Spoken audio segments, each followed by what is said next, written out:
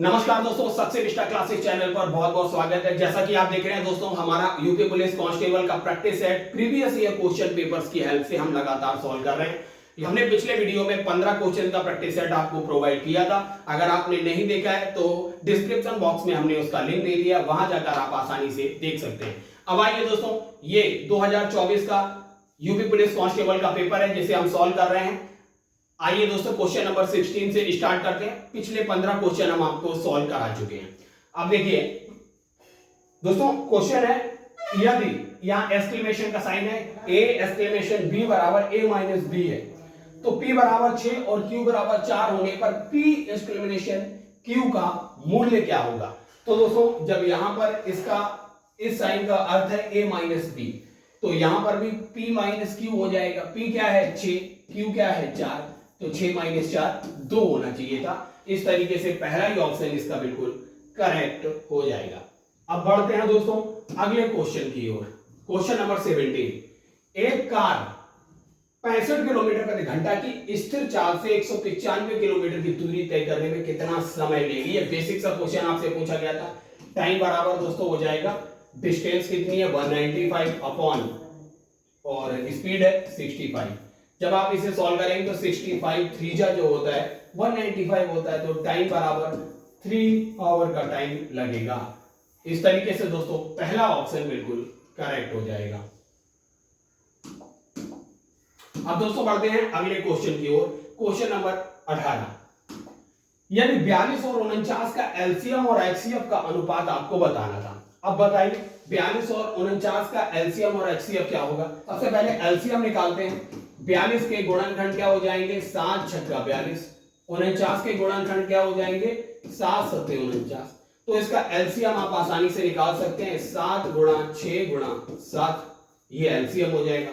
और एचसीएफ दोस्तों कैसे, इसका एचसीएफ क्या हो जाएगा, अगर आप देखेंगे 49 को डिवाइड कर दीजिए 42 से, 42 से कम 42 हो जाएगा, तो यहाँ 7 बचेगा। फिर 42 को 7 से डिवाइड करिए, 7 छक्का 42। इस तरीके से दोस्तों 7 जो है वो एचसीएफ हो जाएगा। एचसीएफ क्या है 7 है।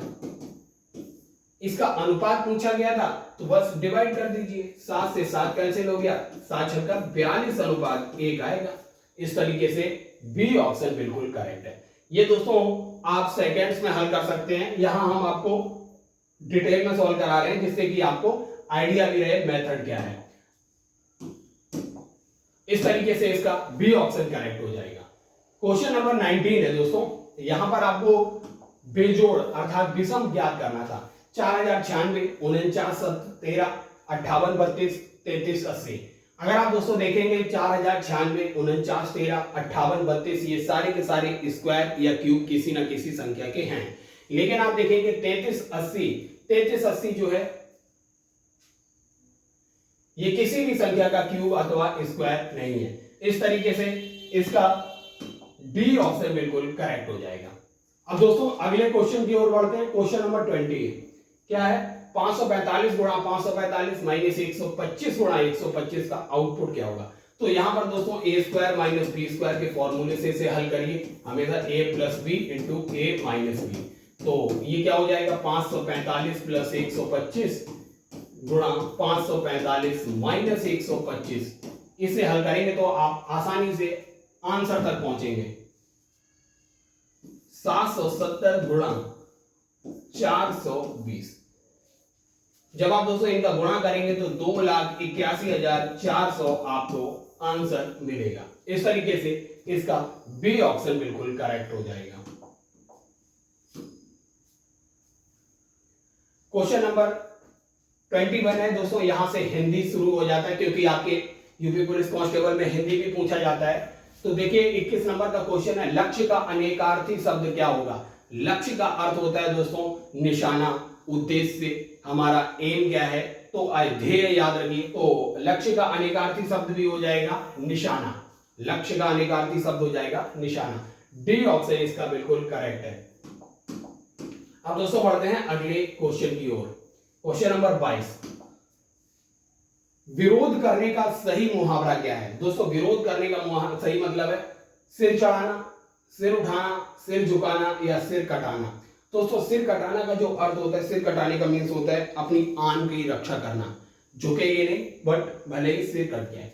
तो ये तो विरोध करने का कारण नहीं है। सिर झुकाने का मतलब हार मान लेना होता है, और सिर चढ़ाने का मतलब दोस्तों क्या होता है, सिर चढ़ाने का मतलब होता है किसी भी व्यक्ति को ज्यादा छूट दे देना। इसका भी अर्थ विरोध करना नहीं हुआ। तो विरोध करने का सीधा सा अर्थ है सिर उठाना। अगर आप सिर उठाएंगे तो इसका मतलब आप विरोध कर रहे हैं। तो इसका बी ऑप्शन बिल्कुल करेक्ट हो जाएगा। विरोध करने का मतलब होता है सिर उठाना। अगला प्रश्न है दोस्तों, नागर का पर्यायवाची शब्द क्या होगा। दोस्तों नागर का पर्यायवाची शब्द होता है चालाक।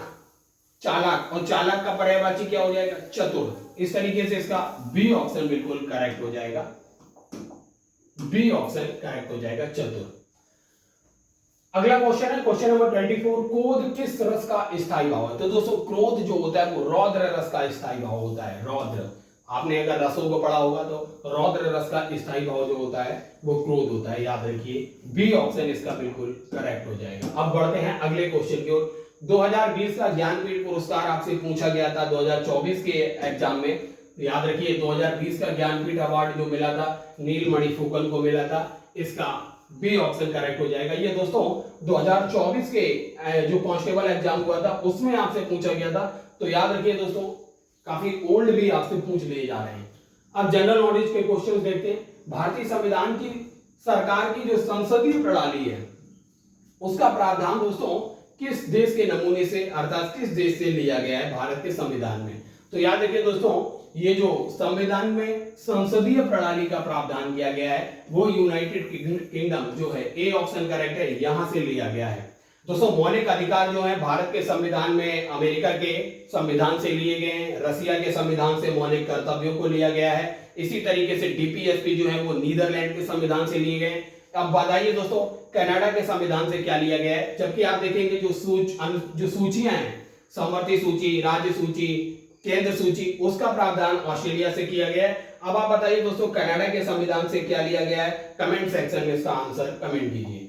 अब दोस्तों बढ़ते हैं अगले क्वेश्चन की ओर चलते हैं। दोस्तों जीडीपी डेटा की जो गणना और जारी करने के लिए भारतीय संगठन कौन सा जिम्मेदार है। तो राष्ट्रीय सांख्यिकी कार्यालय एनएसओ जो है दोस्तों ये जिम्मेदार है। इस तरीके से इसका बी ऑप्शन बिल्कुल करेक्ट हो जाएगा। बढ़ते हैं अगले क्वेश्चन 28 की ओर। भारत में महात्मा गांधी के नेतृत्व में सत्याग्रह का पहला सफल उदाहरण कौन सा है। तो दोस्तों चंपारण सत्याग्रह जो है ये 1917 में होता है। चंपारण सत्याग्रह ये महात्मा गांधी का पहला सफल सत्याग्रह है। भारत छोड़ो आंदोलन किसके जवाब में शुरू किया गया था। तो भारत छोड़ो आंदोलन दोस्तों जो क्रिप्स मिशन था, जिसे महात्मा गांधी ने पोस्ट डेटेड चेक भी कहा था, क्रिप्स मिशन को।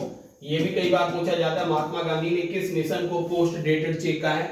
ऐसा चेक जिसका डेट निकल चुका है, जो इसका डेट कभी नहीं आने वाला है। तो ये Simon commission, Jallianwala Bagh, Cripps mission या रॉलेट एक्ट, इसमें बिल्कुल दोस्तों क्रिप्स मिशन, ए ऑप्शन इसका बिल्कुल करेक्ट हो जाएगा। अब दोस्तों देखते हैं क्रिप्स मिशन जो था दोस्तों ये 1942 में आता है, और जलियांवाला बाग हत्याकांड 13 अप्रैल 1919 को होता है जलियांवाला बाग हत्याकांड। दोस्तों जो रॉलेट एक्ट था, रॉलेट एक्ट का विरोध कर रहे थे लोग जलियांवाला बाग में, उसी समय ये जलियांवाला बाग हत्याकांड हुआ। ये दोस्तों ये काला कानून था रॉलेट एक्ट, जिसमें नो अपील, नो वकील और नो दलील का कानून था। किसी को भी शक के आधार पर जेल में डाल दिया जाता था और उसे कोर्ट में भी पेश नहीं किया जाता था, उसकी दलील भी नहीं सुनी जाती थी। तो इस तरीके से ये काले कानून के विरोध ही कर रहे थे जलियांवाला बाग में। उस समय ये जलियांवाला बाग हत्याकांड होता है जनरल डायर के द्वारा।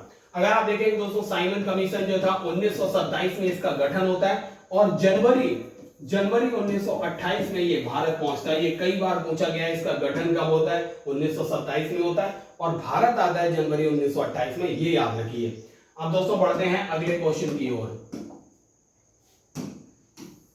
क्वेश्चन नंबर 30 है, भारत के उपराष्ट्रपति कौन है। दोस्तों ये जून 2024 तक का पूछा गया था। तो जून 2024 में उस समय दोस्तों जगदीप धनखड़ जी थे भारत के उपराष्ट्रपति, लेकिन अभी जो है सीपी राधाकृष्णन जी हैं। आप इस चीज को भी याद रखिए क्योंकि ये उस समय प्रश्न पूछा गया था, तो ये प्रश्न भी आपसे पूछा जा सकता है, सीपी राधाकृष्णन। इस तरीके से इसका डी ऑप्शन करेक्ट था। अब दोस्तों क्वेश्चन नंबर 31 देखते हैं। क्रिस्पर Cas9 प्रौद्योगिकी का उपयोग किसके लिए किया जाता है? दोस्तों यूपी पुलिस कांस्टेबल में 3 से 4 बार ये क्वेश्चन रिपीट हो चुका है, क्रिस्पर Cas9, और कई एग्जाम्स में ये क्वेश्चन रिपीट हुआ है। तो जो दोस्तों हमारी जीन्स एडिटिंग की प्रोसेस है, जीन्स एडिटिंग, जीन का संपादन, एडिटिंग ऑफ जीन्स जो है, ये क्रिस्पर Cas9 प्रौद्योगिकी के द्वारा किया जाता है। ये टेक्नोलॉजी, इस तरीके से इसका ए ऑप्शन करेक्ट होगा। ये कई बार पूछा जा चुका है, इसलिए आप इसको याद कर लीजिए। तो दोस्तों ये था हमारा प्रैक्टिस सेट नंबर 2। इसी तरीके से बने रहिए सक्सेस विस्टा के साथ। हम लगातार यूपी पुलिस कांस्टेबल के प्रीवियस ईयर क्वेश्चन पेपर की हेल्प से आप तक लगातार प्रैक्टिस सेट पहुंचाते रहेंगे। सक्सेस विस्टा क्लासेस को सब्सक्राइब करिए, शेयर करिए। वीडियो देखने के लिए बहुत बहुत धन्यवाद।